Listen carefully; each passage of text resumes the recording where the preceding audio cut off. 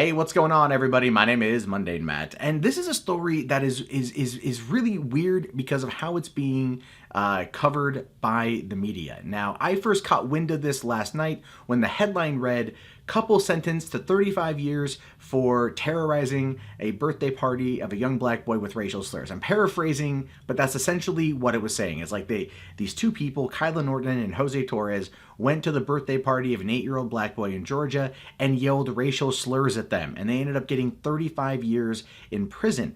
Again, the headlines make it seem like this really just kind of out there thing. It's nuts that they would get 35 years combined, right? 20 for Jose, 15 for Kayla, just for going in there and yelling the N-word at people. Now, listen, do I think they were completely right in doing that? No, of course not. They have a right to free speech. There's always going to be the consequence. Being a racist piece of shit doesn't ever fucking help your case. But 35 years for simply yelling the N-word at somebody, it doesn't really seem just. Like, the punishment doesn't fit the crime. It feels cruel and unusual. But like with most reporting nowadays, there's more to the story, right? But this goes back to July 2015. Now, if you remember July 2015, and the articles I've read have not necessarily talked about why this event was happening. There was what they called a respect the flag thing happening in Douglas County, Georgia, where it was a larger group of people that were respecting the flag. Not the American flag, the Confederate flag. That was right around the time Dylan Roof walked into the church in South Carolina and shot those 9 people. The image came out of him holding a Confederate flag like 2 days later, and that's when we had the great Confederate flag debate of 2015.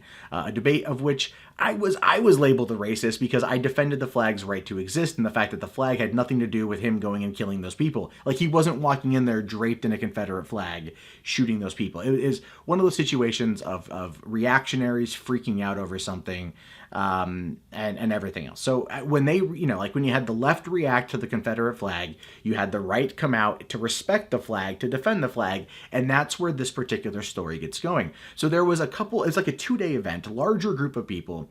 Kayla and Jose were part of this. They were driving around. They apparently were going to like shopping malls and yelling at people. They were shouting obscenities and racial slurs at other people. They were really amping up to some shit. And then they stumbled upon this birthday party of this 8-year-old boy, and they went up there and they started yelling slurs at them as well. And this is where the crime comes into play, because during the exchange of where they threatened the family and yelled racial slurs, Jose Torres went and pulled out a shotgun and aimed it at the family. Now, right then and there puts that into hate crime territory, whether you agree with that or not, because the term hate crime is one that always is up for debate, because what does or does not constitute a hate crime, I think, is basically based on the person themselves. But they were in an argument. They were yelling racial slurs. They went up and disrupted this birthday party, and then at one point, Jose Torres pulled out this shotgun. That's where he fucked up. And that's also what the news headlines are not telling you. They're not telling you that he pulled out a gun on this family, right? Because it's such a dumb thing to fucking do. These two people, they're married. They're not married. They've got 3 kids together, but they were part of this group. And they, of course, were sentenced. There's tons of photos out there of Kayla crying her head off like, "I'm sorry I did this. I'm sorry this happened." And she fucking should be, because it was a really dumb thing to do. But here's the thing. They were sentenced to 35 years.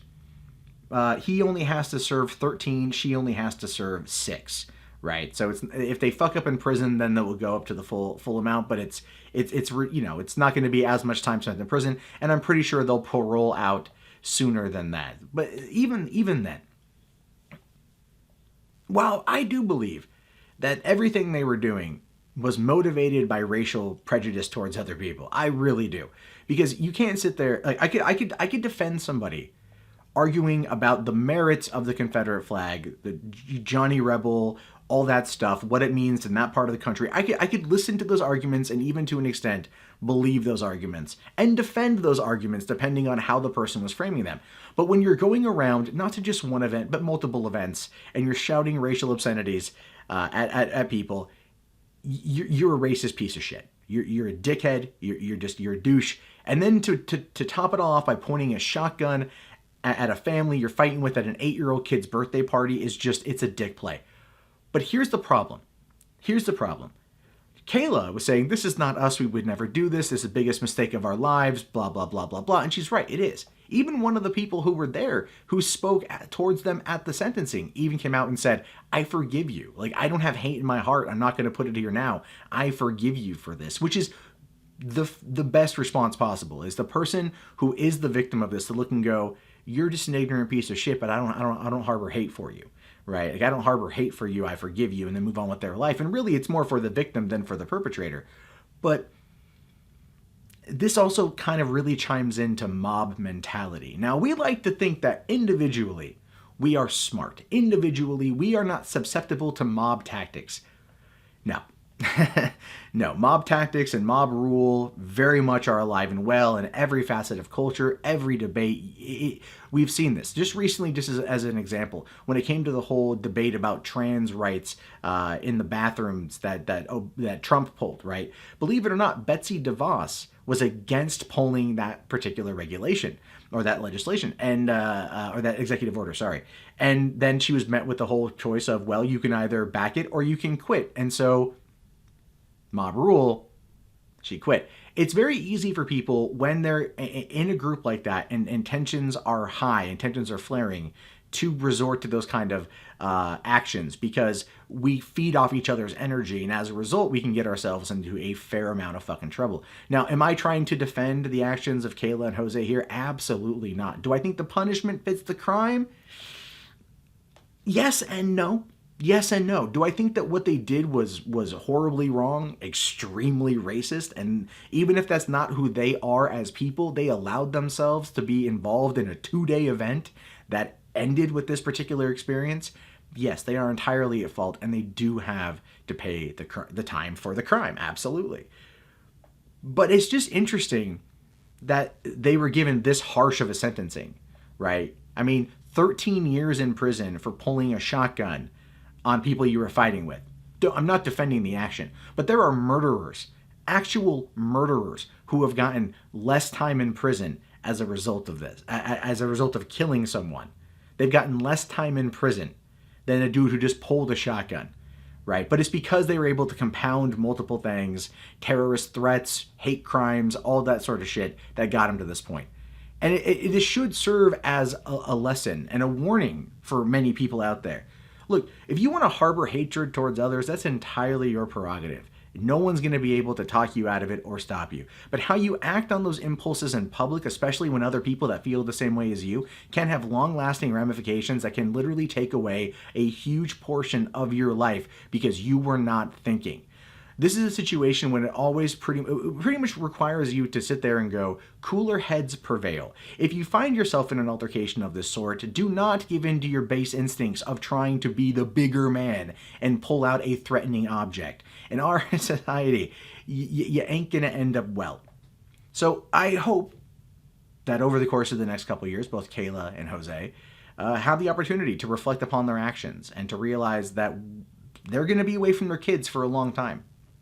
Until they get parole or until they get to the end of their sentencing. They're going to be away from their kids. They're going to miss that part of their kids' lives. And you know what? They have no one to blame but themselves. And I think they realized that as the sentencing was coming down. They realized the mistakes that they made. And I hope other people out there that feel the way that they do, and let's face it, they're racist. Absolutely. Don't act in the same manner. Because the key thing to remember here is that when it comes to dealing with these issues, whether you have grievances to air or you're on the other side of them, a calm, rational discussion will usually fare better than not. And I just want people to look at the story and look at what can happen if you just get caught up in the moment and you don't even hurt anyone, you just pull out a weapon. Look what it can get you. Anyway, those are my thoughts on this. What are yours? Go ahead and write them down in the comments below. My name is Mundane Matt. If you guys haven't already, thumbs up the video. Subscribe to the channel if you're new. Check the videos to the right, you know, my vlog channel, my movie news channel, 3-Buck Theater. If you want to support the channel, links below in the video description, or Patreon. Just that's a good one too. And I'll talk to you guys later. Have yourself a great day. Peace out.